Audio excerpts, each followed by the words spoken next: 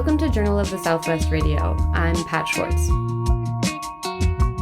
In a couple of conversations, this episode traces a through line between historic policies that shaped cities in the Southwest and one of our most pressing issues, the current housing crisis leaving tens of thousands of Tucsonans in precarious situations. Policies that create disparities in housing access are illegal today, but the legacy of prescribed housing segregation is still at work on our communities. In this hour, you'll primarily hear the voice of Dr. Jason Jurjevich, assistant professor with the School of Geography, Development, and Environment at the University of Arizona. Dr. Jurjevich is an urban and population geographer who examines the socioeconomic, spatial, and political implications of demographic change. After listening, you'll hopefully be left with a better understanding of what he means by that and why it matters. Population geographers are interested in understanding the demographic dimensions of population and how population changes. And so that way that we look at that is through really the three components of population change: fertility, people being born; mortality, people dying; and then migration and immigration. And I think population geographers tend to focus a little bit more on the spatial dimensions of each of those things. And I have a particular interest in migration and immigration in particular. As a human geographer working with large demographic data sets like the U.S. Census, Jurjevich applies critical research methods to nuanced historical questions around the organization of cities. Most recently, he's applied these skills to a project aiming to map and analyze the legacy of racist housing restrictions in Tucson. For Jason, the motivation for the project, called Mapping Racist Covenants, was sparked pretty close to home. So in November of 2021, my husband Charles and I purchased a home, and as part of the closing process, we received an email from our realtor with the covenants, conditions, and restrictions for our subdivision and our given neighborhood. And she had flagged the CCRs in the email as being racist. And so when I took a closer look, they said that no Black or Asian individuals can reside in the neighborhood except as domestic servants. And so these were written in 1947. I certainly had my own reservations about affixing my name to a document that had that language. In addition to that, it was particularly problematic because my husband Charles was Black. And so he was going to have to sign a document that said, even though it was illegal language, that he couldn't live there. So I ended up calling the title company. And I spoke with a representative there. And she said, oh, yeah, you need to sign off on those for us to move forward. And I said, well, I have problems with this. And I explained that Charles was Black. And she said, oh, tell him not to worry about it because the language is illegal. And so we went for a walk and we kept talking about, why this language was there and the sort of harm that creates not only for us, but for people across Tucson and across the US that have to go through affixing their names to these documents. And so after talking about it for the majority of the walk, he said, well, think about it this way. What can you do as a researcher to address this issue?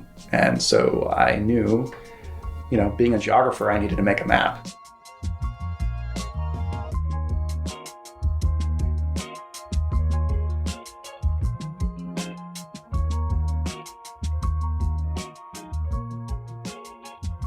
We looked at roughly 1,400 subdivisions that were platted between 1912, when Arizona became a state, all the way up until 1968. At least 209 subdivisions in Pima County have racist language. And I say at least because the process of doing this is complicated and it is subject to error and those that we might miss. In fact, we know after we released the results, there was a handful that we did miss. So I want to caution people, it's at least 209, it's likely more. And I think the way to think about this is if you look at the number of people today that are living in those 209 subdivisions, it's roughly 200,000 Tucsonans. So roughly 1 in 3 Tucsonans today lives in a subdivision with racist language. Covenants are one part of redlining, a process you're probably familiar with. Broadly, redlining refers to discriminatory practices that systematically exclude people, usually based on race or ethnicity, from accessing important financial resources. These could be lines of credit and, perhaps most impactfully for our current urban geographies, home loans. Throughout the 1930s, access to federally backed home loans were determined by arbitrary red lines drawn on a series of maps. The Federal Housing Administration was created in 1934, in the wake of the Great Depression. It aimed to stimulate the housing market and increase property ownership by backing mortgage loans and regulating interest rates. As property ownership is one of the most essential tools for social and financial mobility in this country, the FHA also preserved segregation in cities by offering these resources primarily to white folks. In 1935, the FHA released its first underwriting manual for mortgage appraisers nationwide. The manual warned against, quote, changes in social or racial occupancy that generally lead to instability and a reduction of values. And it named as a specific threat, quote, infiltration by inharmonious racial or nationality groups. Basically, Jim Crow laws robed in language about protecting market value. In the same year, the agency created residential security maps for 239 cities, segmenting neighborhoods into 4 categories based on supposed lending desirability. Racial composition of neighborhoods was a major factor in drawing these maps. Type A were the newest, often suburban, with mostly white and affluent residents. At the other end of the spectrum, Type D neighborhoods were marked with damning red lines as hazardous places to invest, and thus unable to be granted federal mortgage loans. Older inner-city districts and all but a handful of historically African American neighborhoods landed on the wrong side of the red lines.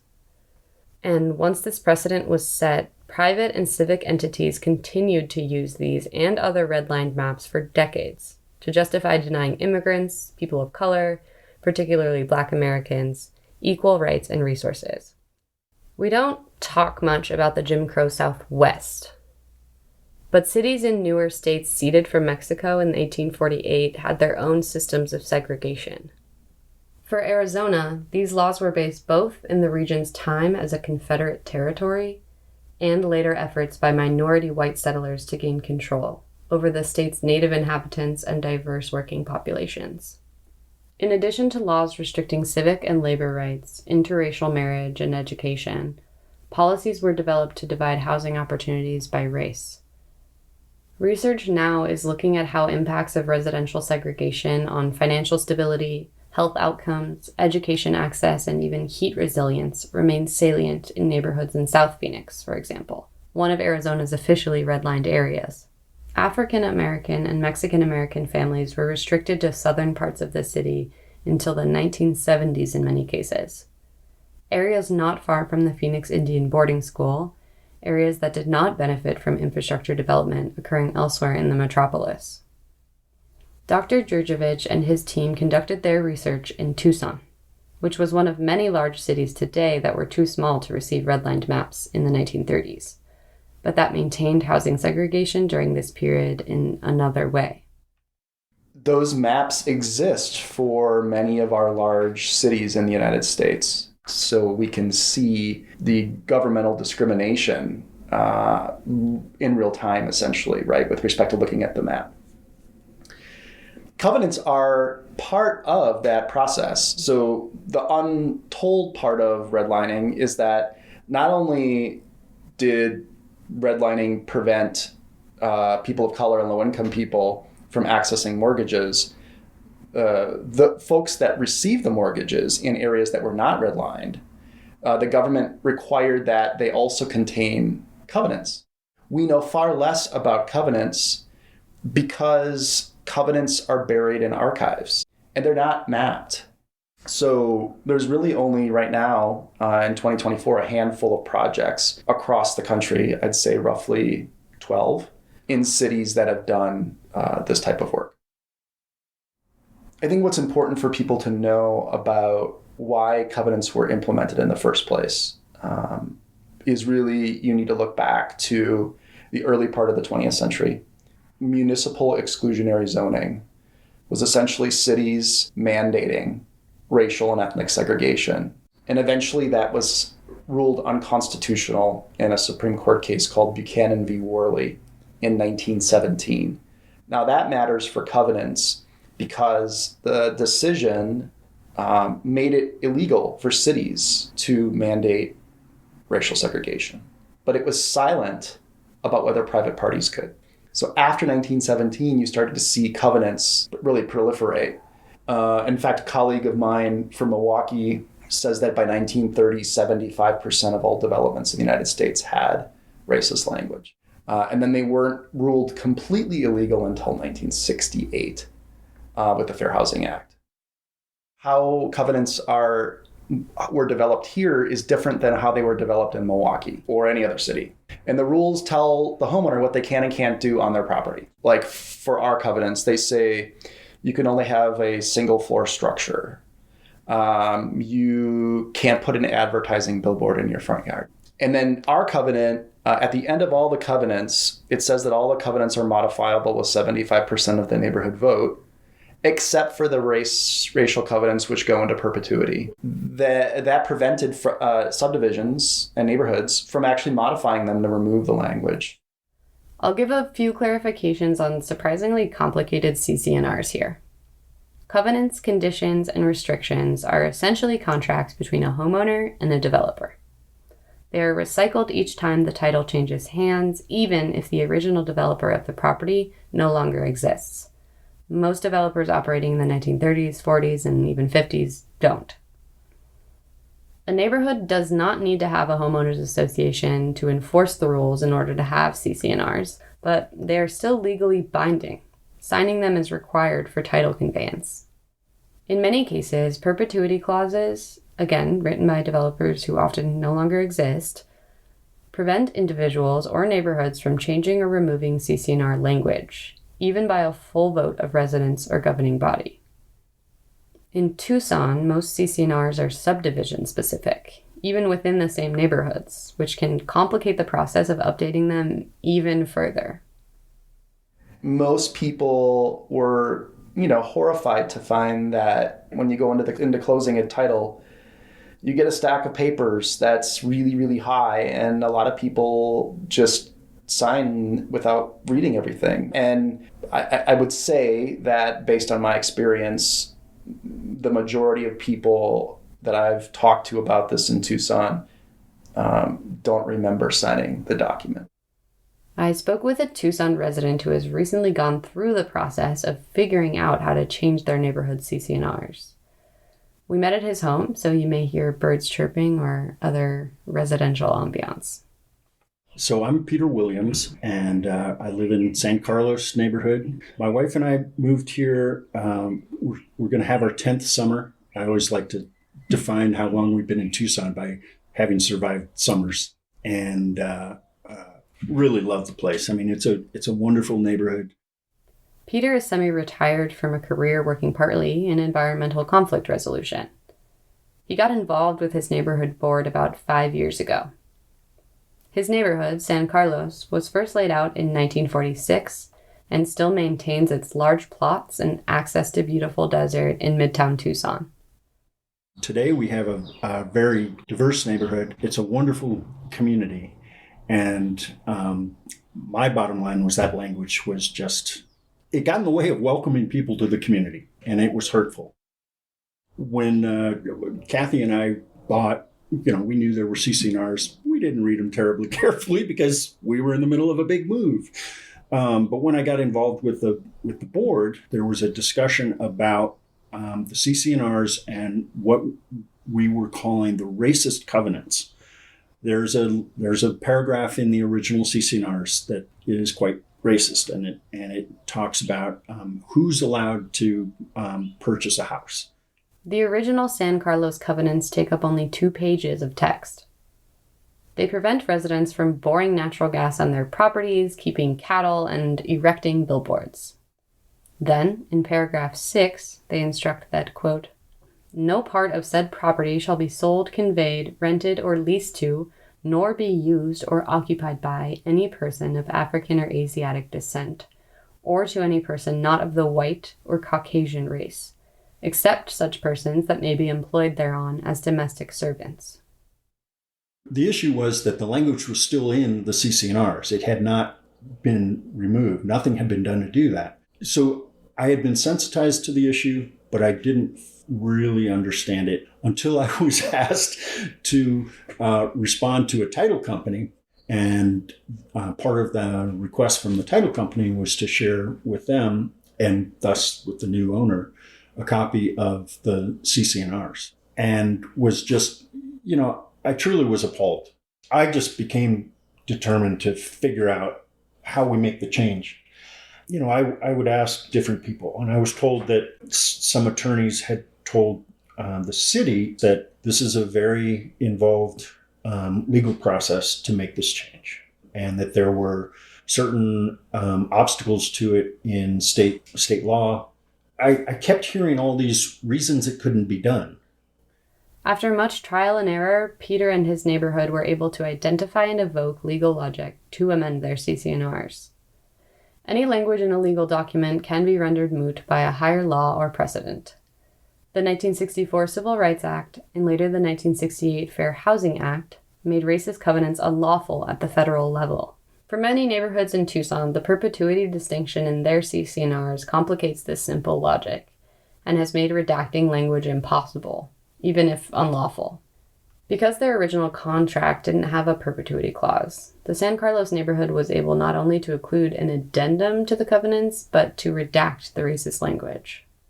If you look at the CC&Rs for San Carlos, you'll find that cover letter, and you'll find the original CC&Rs, except for paragraph 7, which is redacted, blacked out. And attached right on the paper is a little call out that says this language was removed because it's no longer legally valid. I hope that what we did is sensitive to any concerns about hiding history, sweeping this part of history under the rug. I was very aware of that as a concern, but again, I was also sensitive to potential new neighbors who would look at that, even if it were struck through. The actions that we've had to take is still, we're still in a sense as a society and even as a little neighborhood association, cleaning it up. And that's what we were doing. The San Carlos neighborhood was able to change their racist covenants for a $30 filing fee. Peter made up a how-to guide for neighborhoods in Tucson looking to do the same, and it will be posted along with the show notes. In late March of 2024, Arizona Governor Katie Hobbs made the process even easier by signing a bipartisan bill that enables neighborhood governing bodies and individuals to amend their CC&R contracts. The short version is that what the legislature put in place is more or less exactly what we did in terms of the fundamental legal logic, which is as long as the language is no longer legally relevant, then any neighborhood association governing body can remove that language without having to go and reopen all of the rest of the CC&Rs, meaning there's a legal basis now for every neighborhood association to remove the language regardless of whether their CC&Rs have that severability clause. The more latitude they have, the more creative they can be to come up with a long-term answer that is right for that community. Peter hadn't heard about the Mapping Racist Covenants project until attending a public meeting where the data was shared. He worked with researchers to update the status of San Carlos's covenants in the data. I would encourage people that are listening to, if they haven't already, to go to the website, mappingracistcovenants.org. When you go to the site, you can punch in your physical home address in the top right corner of the map. It geolocates your home and then provides you a pop-up box that essentially tells you when the subdivision was platted, whether the subdivision has racist language, and then an actual link to the CCR document, there's also an option for more advanced data users to look at the present day racial segregation and the historical racial segregation across the city of Tucson from 1960. To me, there's a fairly strong relationship in terms of areas that had and have covenants tend to be less racially and ethnically diverse than the city as a whole. Should not shock anybody, right? Because that was actually the intent of the covenants in the first place. Of course, there are a number of then interesting questions, as you alluded to, right, about what is the relationship between this covenant's geography and fill in the blank. So housing values, health, access to green space, public schools, and housing, obviously, right? Fair and equitable housing. All the things that are important for people in terms of opportunity. This gets people to think about, why did the racist language exist in the first place? And how is this part of a larger set of discriminatory practices that were implemented throughout much of the 20th century to prevent people of color in particular from accessing fair and affordable housing? Mapping racist covenants made it easier for folks in the real world to pinpoint one vestige of this country's racist foundations that has impacted their communities. Researchers made the logistics possible, but identifying these types of surreptitious policies in every aspect of our system requires working in coalition. Maps are an excellent way to visualize problems that touch our everyday lives, but they don't always capture the full picture, especially with complex social issues. The Mapping Racist Covenants project also incorporated oral histories along with their archival research from the Recorder's Office. I think one of the most important aspects of the project, and one of the reasons for its success, is that it was a community-led project. So we had an advisory board who were from our partner organizations. So the African American Museum of Southern Arizona, the Southwest Fair Housing Council, City of Tucson, there's the Tucson Chinese Cultural Center, the Tucson Jewish Museum and Holocaust Center. And those folks helped us really frame how we were not only sort of giving us feedback, not only in terms of how we were conducting the research, but also making sure that actually the stories of people who had lived experience with covenants were elevated and part of the data. Data tell us something. They tell us a little, maybe sometimes a lot, but they don't encapsulate the full story of especially housing discrimination.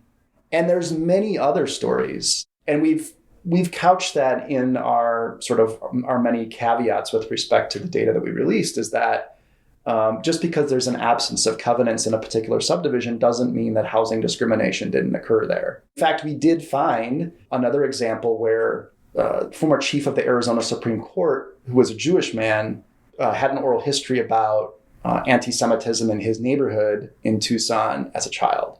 Although we didn't find an anti-Semitic covenant, condition, and restriction in that particular subdivision, this is an example of the fact that that discrimination still existed for him and his family. Arizona neighborhoods now have resources for addressing racist covenants. But removing language does nothing to change the outcomes of racism that permeates urban systems and geographies. The long legacy of legally sanctioned housing segregation in cities has cascading and tangible consequences. Research is starting to show that neighborhoods affected by historic redlining have higher rates of diabetes, heart disease, and mental health concerns. During the COVID-19 pandemic, we saw that death and exposure rates were much higher in these areas. This isn't novel or surprising information by any means, but just to name some of the effects of uneven housing access here. Consistent deprioritization of a community means worse schools and eventually educational and employment outcomes. It means less walkable neighborhoods and less access to green space, which affects health and social connectivity and often means greater exposure to environmental toxicity. Historically redlined neighborhoods are over-policed and have fewer hospitals. Because of mutually reinforcing policies and practices of exclusion, we see similarities between maps made in the 1930s overlaid on maps of our cities today, almost 100 years later. The data that population geographers uncover are often observable truths. But seeing the numbers laid out can be an alarm bell that's hard to ignore. That said, Jurjevich also studies the limitations of the national census, a crucial task, since much of today's research and policymaking relies on it. As with all tools of measurement, the census is greatly impacted by political bias and access to resources. Before coming to the University of Arizona, Jurjevich was directly involved in studying the rollout of our most recent census in 2020. That count faced unprecedented challenges, meaning that we might be making vital decisions based on incorrect numbers. I guess, leading up to the 2020 census, I was working in Oregon, and there were a number of things that were happening in 2016, 17, 18 that was causing concern, not only within the scholarly community that is sort of attuned to the census, but in my experience in Oregon, people working at county governments, elected officials, and they were reaching out to me at the time, and I was directing the Population Research Center at Portland State University, which has a significant role in sort of being a census conduit, essentially, for the state of Oregon. It operates as the state data center, and each state has a state data center. And what people were contacting me about is some of the concerns about, typically as you get closer to a census, the funding starts to ramp up quite significantly to prepare and plan for that next decennial census. And the short story of the long story is that wasn't happening. We weren't seeing the funding mirror previous decades in terms of that ramping up. And so, just as an example, the Census Bureau typically does a dress rehearsal. They test the census before they actually conduct the census. And they typically do that in 3 different communities. They pick 3 communities across the United States. So one is an urban center, one is a more suburban location, and one is a rural area. And they tend to be, widespread across the United States. And as a result of that reduced funding, they ended up just doing the test for one. And so there were things like that people were seeing. And then we started to see the push for the citizenship question by the Trump administration.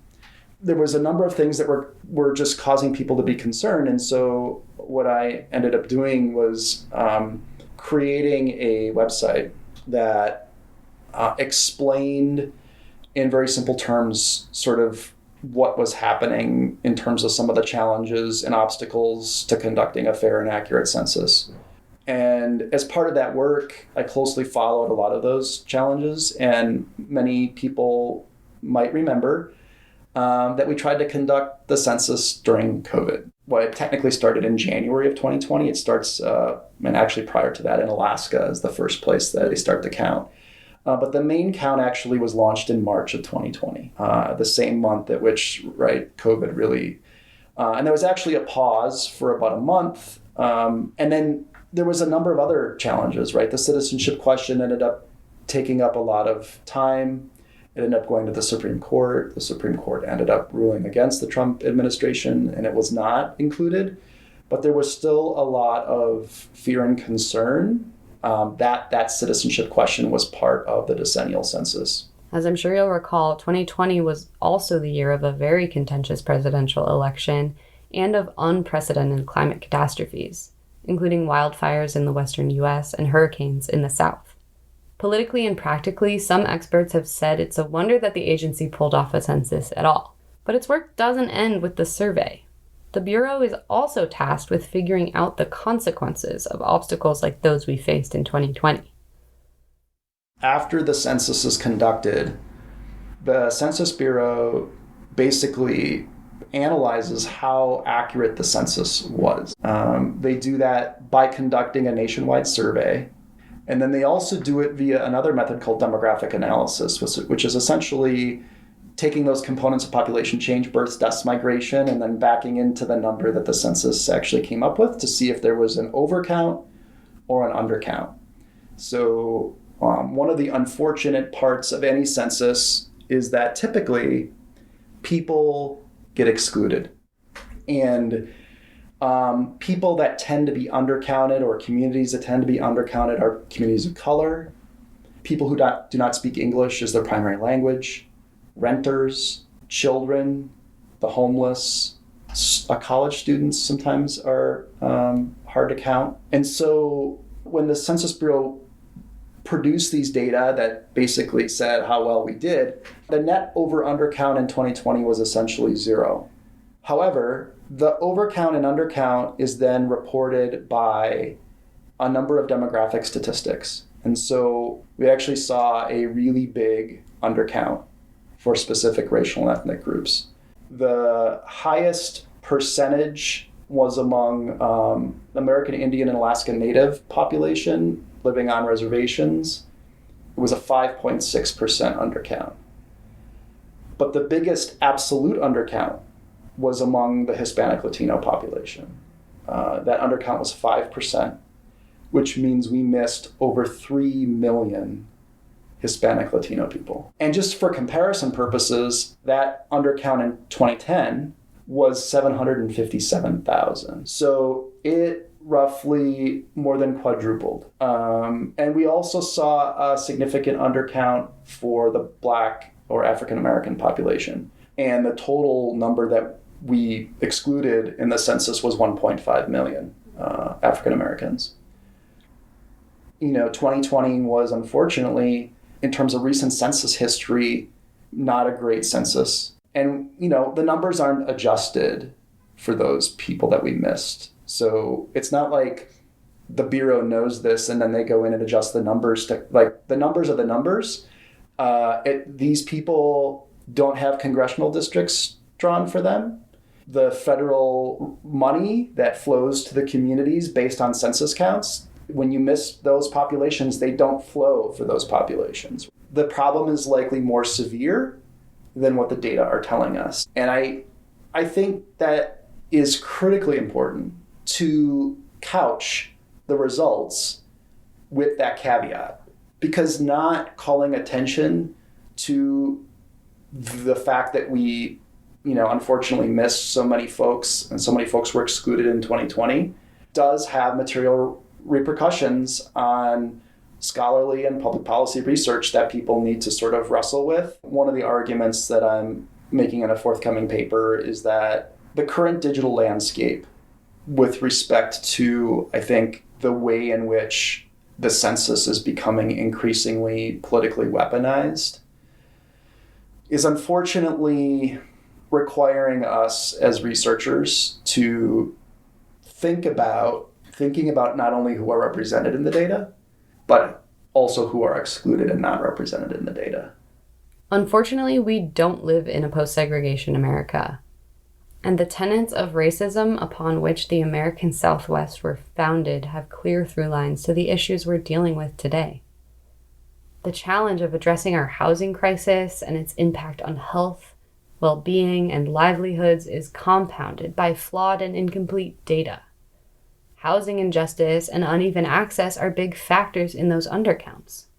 But we do have enough information from communities experiencing these realities who have been sharing their stories and making their voices heard since long before the days of redlining maps to begin to work on tangible solutions. I wanted to note here at the end of this episode that Tucson owes so much of its vibrant, world-renowned culture to its historically Black, Indigenous, and Latinx neighborhoods. Dunbar Spring, Sugar Hill, Old Pascua, Barrio Libre, Barrio Viejo, South Tucson, Barrio Hollywood, and many, many more. These communities have been the most impacted by gentrification, deprioritization, and state violence, but they have, in many ways, been and continue to be the soul of Tucson. And everyone living here today is indebted to that rich history.